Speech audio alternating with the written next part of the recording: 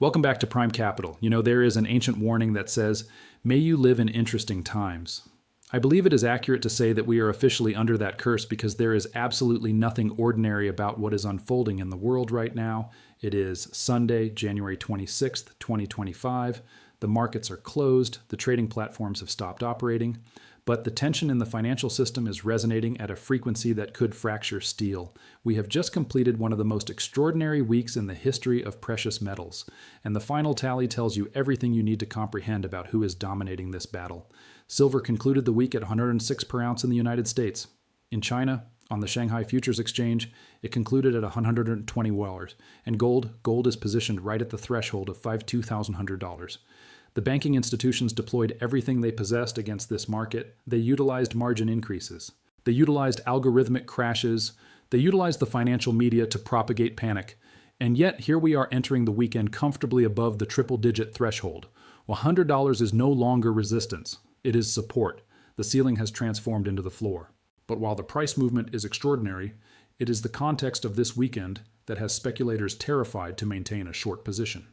We are observing a geopolitical storm assembling in the Middle East that threatens to destabilize the global order. And we are observing a breakdown in the internal mechanisms of the silver market that indicates the system is depleted of capital. In this deep dive, we are going to navigate you through the weekend strategy session.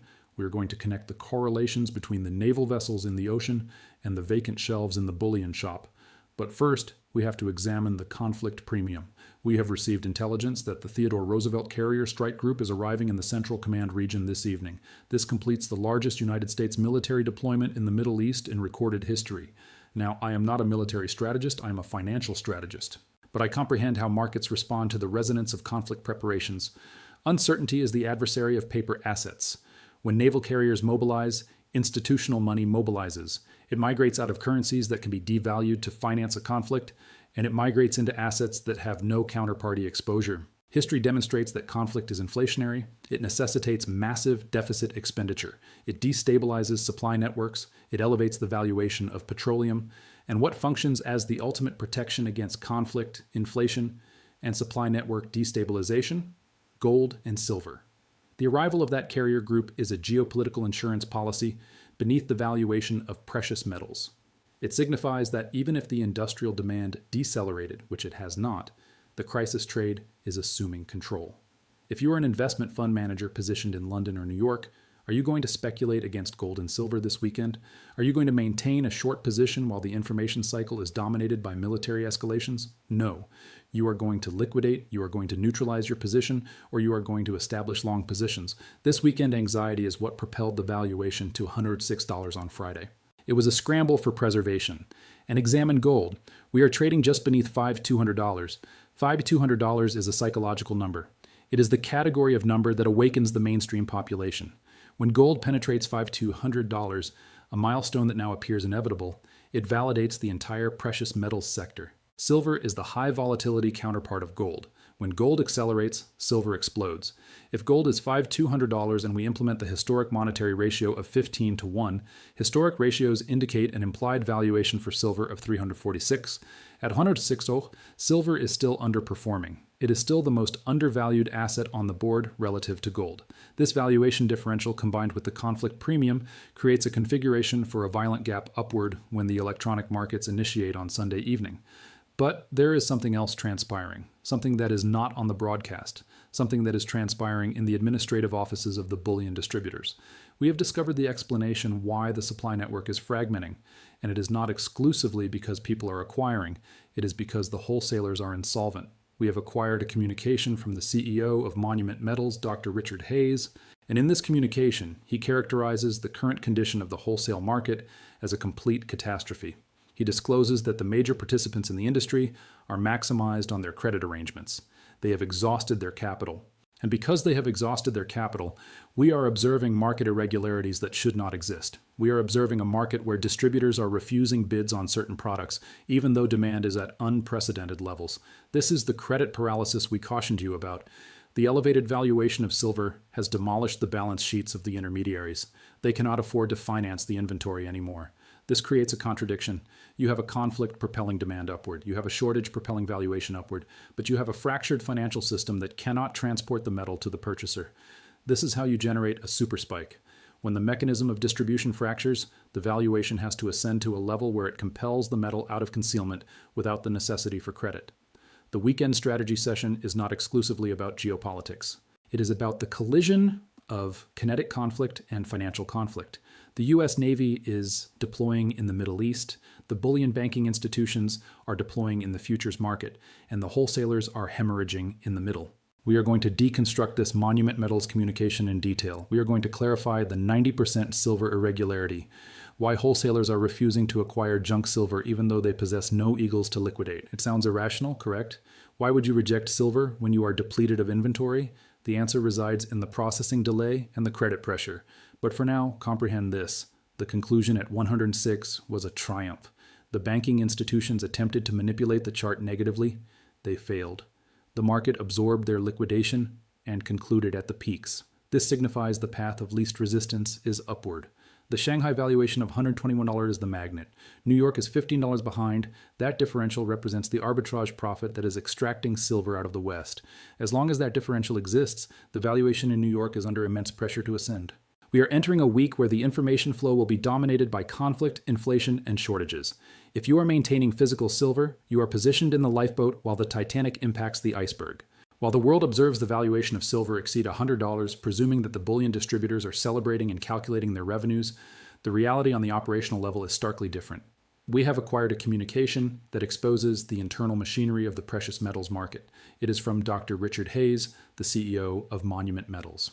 Monument Metals is one of the substantial online retailers in the United States. They process massive volume, and Dr. Hayes does not obscure his language. He characterizes the condition of the wholesale market this week with two words: complete catastrophe. When the CEO of a major financial institution identifies his own industry as a catastrophe, you need to pause and listen. He is discussing chaos. He is discussing a breakdown in the orderly function of commerce, but the most terrifying sentence in his communication is the clarification. He writes, "It's becoming increasingly evident that many substantial participants are either at or extremely proximate to their maximum credit arrangements." Let's deconstruct that. Maximum credit arrangements. To comprehend why this is catastrophic, you have to comprehend how the bullion enterprise actually operates. It is an enterprise constructed on borrowed capital. Wholesalers utilize revolving credit lines provided by major banking institutions. They borrow $50 million, acquire silver from the refiner, transport it to the retailer, receive payment, and reimburse the loan. It is a high-volume, low-margin conveyor mechanism. But here is the entrapment. Those credit lines are fixed in dollar quantities, not ounce quantities. When silver was trading at $25 per ounce, a $10 million credit line permitted a wholesaler to finance 400,000 ounces of silver. That is substantial metal. But today, with silver trading at $106, that identical $10 million credit line only acquires roughly 94,000 ounces. The purchasing capacity of the wholesaler has collapsed by 76%, not because they lost capital, but because the valuation of the asset they transact in ascended faster than the banking institution's willingness to lend. They are maximized. They have contacted the ceiling of their credit cards. And because they are maximized, they cannot acquire new inventory. This clarifies the contradiction we are observing. The demand from the population is at unprecedented peaks. People are presenting cash, requesting metal, but the shelves are becoming vacant because the wholesalers physically cannot finance the restock. Dr. Hayes mentions another critical factor. Capital velocity is extraordinarily elevated. In a logistics system with finite capacity, extreme velocity is a catastrophe. It generates friction, it generates heat. Transactions are transpiring faster than the settlement systems can process them. The entire system is operating beyond capacity. And this brings us back to the hedging entrapment. Dr. Hayes confirms our thesis explicitly. He writes, "The expense to maintain hedging accounts has escalated dramatically, which further restricts how much inventory institutions can maintain on their shelves." This is the definitive confirmation. Wholesalers hedge their inventory by shorting futures contracts. As the valuation of silver went parabolic to $106, those short positions hemorrhaged cash. The margin obligations drained the liquidity that should have been utilized to acquire new metal. So, you have a triple threat. 1. The valuation ascension reduced the ounce purchasing capacity of credit lines. 2. The velocity of capital obstructed the settlement infrastructure. 3. The expense of hedging drained the operational capital. The consequence is a complete catastrophe. It is a market where the valuation is screaming acquire, but the infrastructure is screaming terminate. This credit collapse is the explanation we are observing the no-bid irregularities. Why would a wholesaler refuse to acquire back silver? It is not because they do not desire the metal. It is because they do not possess the credit capacity to register it onto their balance sheets. If they acquire your silver, they have to hedge it. Hedging expenses cash. They do not possess the cash. So, they declare no bid. They are rejecting business because they are technically insolvent on a liquidity basis.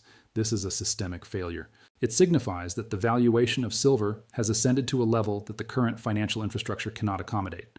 The banking institutions constructed a system designed for $20 silver. They did not construct a system for $100 silver. And now the system is fracturing. For you, the investor, this confirms one undeniable fact. The shortage is authentic. If there were abundant silver and abundant credit, the wholesalers would be saturating the market. The fact that they are maximized communicates that we have contacted the physical limitations of the market. We are entering a phase of allocation. That is a diplomatic term for rationing. The wholesalers will exclusively liquidate to their largest, most reliable partners. We are observing the consolidation of the industry in real time. The vulnerable are deteriorating, but even the dominant are struggling. Monument Metals is one of the substantial participants, and even their CEO is identifying it a catastrophe. This communication is a warning. It is communicating that the acquisition button might not always function. The credit paralysis is the invisible force that is suffocating the supply, and it leads to bizarre, distorted behaviors in the market. In the next part, we are going to examine the most bizarre irregularity of them all. Dr. Hayes discusses no bids on a specific category of silver. We are discussing 90% silver, junk silver, constitutional currency. Why are wholesalers refusing to acquire the most trusted form of silver in America? We have discovered a market irregularity that contradicts all conventional logic. It is a malfunction in the matrix generated by the breakdown of the credit markets. In a standard silver bull market, junk silver, pre-1964 US dimes, quarters, and half dollars, commands a massive premium. Why? Because it is fractional, it is recognizable, it is the ultimate catastrophe currency. When people panic, they typically accelerate into junk silver first. But according to the communication from Monument Metals CEO Dr. Richard Hayes, the exact opposite is transpiring right now at the wholesale level. He writes, "What genuinely distinguished itself was the complete absence of bids from many refiners and substantial wholesalers on 90% silver." He proceeds further. He observes that despite the unprecedented demand for silver overall, they are observing secondary products trade beneath spot. Beneath spot. Let me translate that for you. Silver is trading at 106 per ounce, but wholesalers are so desperate to eliminate their junk silver that they are willing to liquidate it for less than the paper valuation. They are disposing of the most trusted, recognizable silver coinage in the world at a discount, while simultaneously demanding massive premiums for modern eagles. Why is junk silver problematic? Has it lost its silver content? No. A pre-1964 quarter is still 90% silver. The explanation they are rejecting it is not because of the metal, it is because of the duration. This brings us back to the credit paralysis. To a wholesaler or a refiner, junk silver is contaminated. Not literally contaminated, but chemically contaminated. It is 90% silver and 10% copper. You cannot liquidate a container of dimes to an industrial consumer like Samsung. Samsung requires 999 fine silver. So to transform junk silver into industrial inventory, you have to transmit it to a refinery. You have to liquefy it. You have to separate the copper. You have to manufacture it into new bars. That process requires duration. It requires 2 weeks, maybe 4 weeks, depending on the accumulation. In a standard market, 4 weeks is insignificant. But in a liquidity crisis, 4 weeks is an eternity. Remember, the wholesalers are maximized on their credit lines. They are compensating exorbitant interest rates.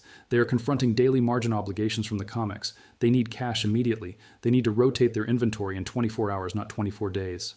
They cannot afford to have millions of dollars secured in a smelter for a month awaiting the metal to be refined. So, they terminate acquiring it. They declare no bid.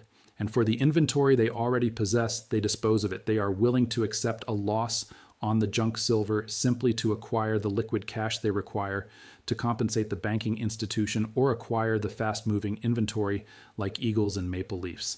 This is a liquidity discount. The wholesalers are valuing velocity over value. But here is where you enter. You are not a wholesaler. You do not possess a credit line with JP Morgan that is about to detonate. You do not possess margin obligations. You do not require to refine the silver to liquidate it to Samsung. You are an accumulator. You are maintaining for the extended duration.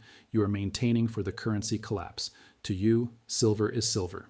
For those who acquire constitutional silver, government manufactured, legal tender, fractional silver at a discount because the wholesalers are fractured, that represents a historic divergence in value. You are acquiring the asset that the institutional money is compelled to liquidate. This is precisely what Warren Buffett executed in 1997. He acquired silver when nobody desired it. He did not concern himself about the form. He concerned himself about the ounces. Dr. Hayes admits in his communication, Monument Metals could literally obliterate that inventory simply because there is no genuine depth behind it. He is communicating that this irregularity is temporary. It exists exclusively because the market is disjointed. Once that inventory is eliminated, it is eliminated permanently. Junk silver is not being manufactured anymore. The supply is finite. When the credit paralysis eventually dissolves, or when the valuation resets elevated enough to make refining profitable again, the no bid has the potential to transform into a panic bid. The premiums on junk silver will detonate back to 20 or 30% over spot. But right now, in this brief window of chaos, it is the undesired stepchild of the market. This validates our physical manifesto. The paper valuation is simply a reference. The genuine market is fragmented. In one segment, you possess new silver trading at a premium because it is liquid for the banking institutions. In the other segment, you possess old silver trading at a discount because it is illiquid for the refiners. But in the possession of a private investor, old silver is actually more liquid. It is easier to exchange a quarter for a loaf of bread than it is to exchange a 100-ounce bar. If you believe we are advancing into a period where the dollar fails, then junk silver is the superior asset. It is the ultimate barter instrument. And right now, the fractured financial system is subsidizing your acquisition of it. This contradiction is the most transparent evidence yet that the market mechanism has failed. Efficient markets do not permit identical assets to trade at vastly different valuations simply because of their configuration. This is a fractured market, and in fractured markets, the profit migrates to those who comprehend the infrastructure. The infrastructure is obstructed with junk silver. The refiners cannot process it fast enough. The banking institutions will not finance it. This connects to the geopolitical situation. If conflict initiates in the Middle East and supply networks constrict further, the refining delay will deteriorate. Energy expenses will escalate. Smelting silver necessitates energy. If energy becomes expensive, the expense to refine junk silver ascends. This might maintain the no bid from wholesalers in position for longer than people anticipate. But for the accumulator who possesses the physical coin, the energy expense is irrelevant. You already possess the finished product. So the implication for the weekend strategy session is transparent. One must identify the irregularity. The astute observer monitors the local coin shop to observe if they possess 90% silver and where the valuation is established. If they are following the wholesale trend, they might be liquidating it inexpensive simply to clear their balance sheets. The no-bid headlines should not induce panic. They are merely institutional interference. The private accumulator becomes the liquidity provider of final resort. But there is one more revelation in the Monument Metals communication that is arguably the most counterintuitive indicator of the entire weekend.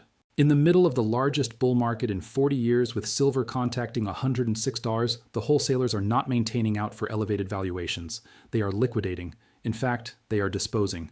Dr. Richard Hayes writes, "A deficiency of available financing is compelling other wholesalers to dispose inventory as rapidly as they acquire it." Let that penetrate. Dispose inventory. This is the language of a collapse. You dispose equities when the market implodes. You dispose assets when you are panicking. You do not typically dispose silver when it is fracturing all-time peaks, and naval carriers are sailing into the Red Sea. So why are they executing it? It brings us back to the liquidity crisis. The wholesalers are not liquidating because they despise silver. They are liquidating because they are starving for cash. Imagine you are a wholesaler. You possess $10 million in debt maturing on Monday. You possess a warehouse saturated with silver. You recognize that silver will probably be valued at $115 next week, but you do not possess until next week. You possess until Monday. If you miss your compensation, the banking institution extracts your credit line, and you are terminated from business. So what do you execute? You liquidate. You liquidate at spot. You liquidate beneath spot if you have to. You liquidate to anyone who possesses liquid cash, prepared to wire immediately. This is distressed liquidation. It creates a temporary artificial distortion in the market. It makes it appear like there is abundant silver available at inexpensive valuations. It masks the genuine shortage. But here's the entrapment. This is a one-time event. Once that distressed inventory is liquidated, it is eliminated. The wholesaler cannot replace it because they are maximized on credit. They are liquidating their seed inventory to compensate the mortgage. This disposal is the final clearing of the vulnerable positions in the wholesale market. The corporations that were over-leveraged, the corporations that hedged inadequately, they are being flushed out. They are transferring their inventory to the dominant positions. And who are the dominant positions? They are the entities that possess cash and no debt. They are monument metals. They are the sovereign wealth funds, and they are you. When a wholesaler disposes silver inexpensive, they are effectively subsidizing the purchaser's entry threshold. They are offering a premium to the market to secure the liquidity needed to survive another day. It is a transfer of value from the desperate to the liquid. Dr. Hayes identifies the volume a complete uncertainty. Banking institutions despise uncertainties. Risk managers despise uncertainties. When a market becomes unpredictable, the institutions evacuate. They extract their capital. This abandons the market accessible for the people who can accommodate the uncertainty.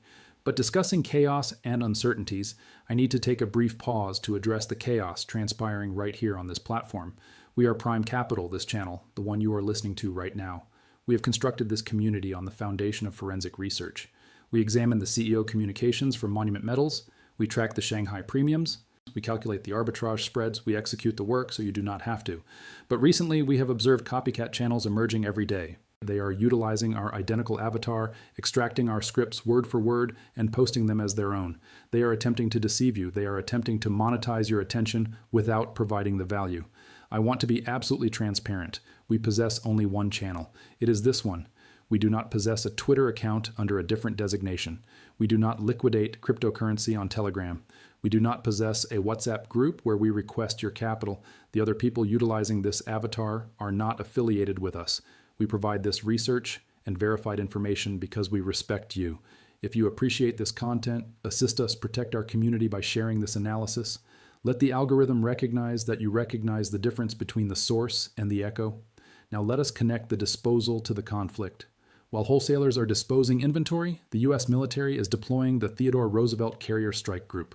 This creates the ultimate divergence. On one hand, you possess financial pressure compelling sellers to reduce valuations. On the other hand, you possess geopolitical pressure that should be transmitting valuations to astronomical levels.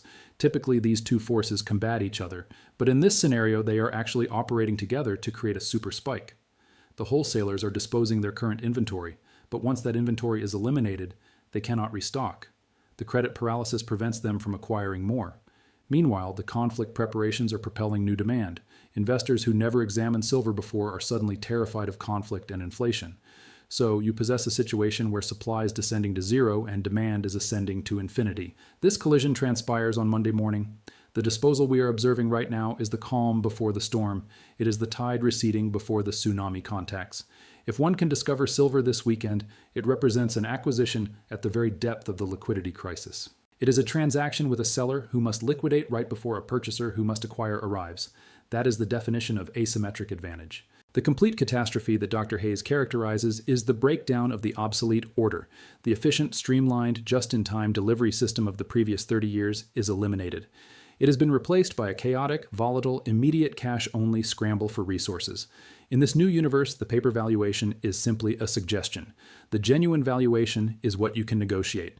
And if the person on the opposite side of the transaction is insolvent, you can negotiate a very beneficial valuation. But this window is closing. As soon as the disposal is completed, the liquidation will terminate abruptly. And when the liquidation terminates, there will be no offer. The valuation will differential. We possess the $106 conclusion, we possess the conflict, we possess the credit paralysis, and we possess the Shanghai valuation at $121. All of these vectors are indicating to a violent repricing when the markets initiate. Markets despise uncertainty, and this weekend is defined by uncertainty. We possess the uncertainty of conflict, the credit collapse, and the Shanghai spread. When speculators confront this magnitude of uncertainty, acquisition orders accumulate in the system. Because the market is closed, those orders cannot be executed. The pressure constructs. When the market finally initiates on Sunday night, that barrier fractures. If there are more acquisition orders than liquidation orders, the valuation does not ascend gradually. It differentials. It launches instantly to 110 or 115. It skips the valuations in between. This Monday differential is the mechanism by which the U.S. market attempts to synchronize to Shanghai. That 59 differential is an arbitrage vacuum. Economic gravity extracts toward it. So the fundamental scenario for the initiation of commerce is a violent movement elevated. But here is the danger for the retail investor. A differential upward is often followed by extreme volatility. The banking institutions, still entrapped in their short positions, will attempt to utilize the differential to short the market again.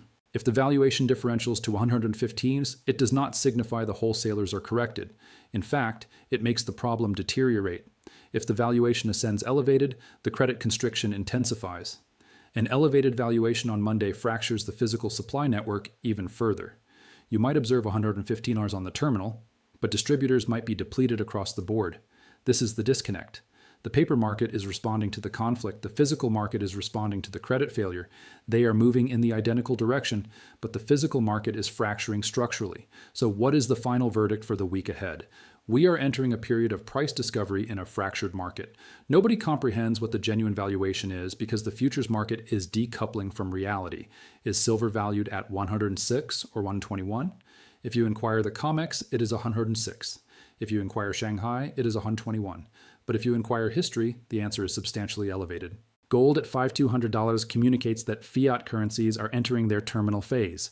Silver is simply synchronizing to the debasement of the dollar.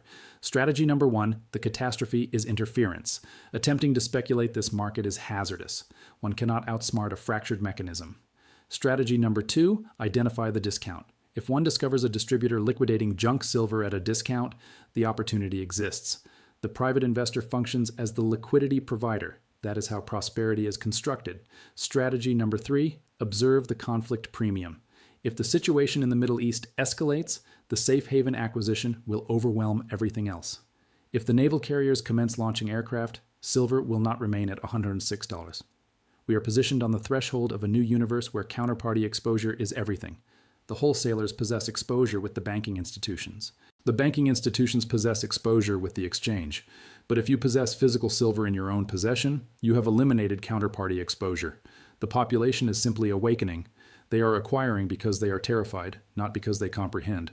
When they realize the dollar is mathematically doomed, the acquisition will transform into hoarding. We are early, we are accurate, and we are positioned at $106. The differential is approaching, the conflict is looming, and the vaults are evacuating. Thank you for being part of the Prime Capital community. Assist us combat the imitations by leaving a comment. Prime Capital is the original. The intermediary is fractured, the valuation is liberated. Stay secure and maintain the position. Welcome to the era of triple-digit silver. Subscribe.